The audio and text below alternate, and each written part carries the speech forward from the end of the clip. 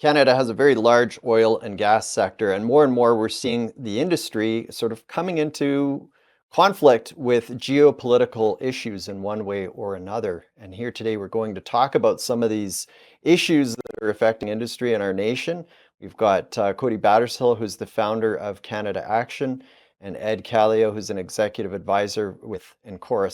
Thank you both for taking a few minutes to chat today. I mentioned sort of this how geopolitical issues seem to be interacting more and more with our energy sector. Probably the most significant of which in recent days has been the election of President Donald Trump south of the border and sort of his musings about a 25% tariff and sort of how Canada's responding.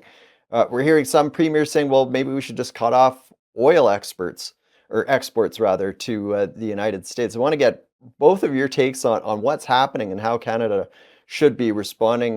Cody, I'll start with you. Do you have any thoughts on sort of how Canada responds and maybe how that does or doesn't affect the oil and gas sector in this country? Yeah, thank you, Colin. I think first and foremost, we need to be thinking about North America as a unit and what are the concerns that the United States might have with Canada's border, with NATO, with other issues. I think it's widely accepted that Canada's been behind on defense spending. There's been some issues with the border. There's areas that we can immediately take action on to alleviate those concerns and to be a better partner, I believe. Oil and natural gas, we are the largest supplier of oil to the United States. They've been buying that at a discount, primarily because we haven't built the pipelines like Northern Gateway and Energy East to be able to diversify our oil exports, or the LNG projects, numerous LNG projects canceled over the past decade to be able to supply other countries around the world in Asia and Europe that have been asking for Canadian liquefied natural gas. And those failings right now really front and center as we would have increased trade diversification, increased control over our own economic destiny, and increased economic security for Canadian families. Ed, I want to get your take. What do you think about this idea that we're hearing from some premiers, obviously not Alberta's premier, but this whole notion that we should just stop exporting our oil and gas and that's the sort of the sacrificial lamb for our nation in negotiations with President Trump? Yeah, that's not much of a Team Canada approach where Alberta would be the sacrificial lamb to a Canadian problem when the rest of Canada, as Cody said, wouldn't approve these pipelines. We had Gateway approved by the National Energy Board, and then Cabinet took that approval away.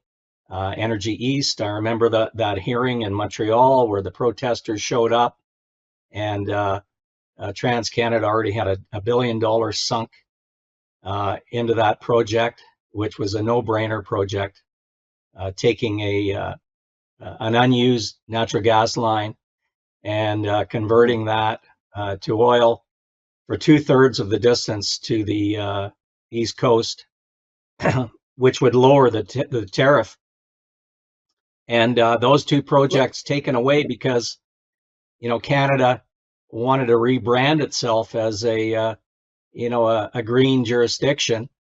And that's the branding that we're stuck with. And we've really painted ourselves into a box vis-a-vis our neighbor in the United States now.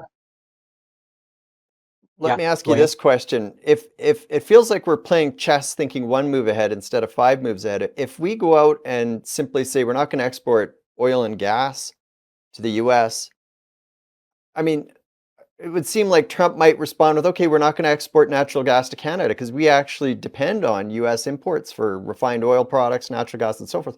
Wouldn't that be their natural response? There's also pipelines that go from Canada into the US and then back into Ontario. So we could be looking at potentially shortages of oil and refined products in various provinces and parts of the country. There's also so much trade that goes across the border. And who can last longer? Who can hold out longer really is the question. And is that a diplomatic response to finding a long-term solution? I don't believe so. So we need to really be careful and we need to be thinking strategic, long term. We need to get past this know everything, shut it all down mentality, start to bring job creating investment back, especially thinking about new pipelines and LNG projects as we work with our neighbor to the south to figure out a solution. We'll be back with more right after this commercial break.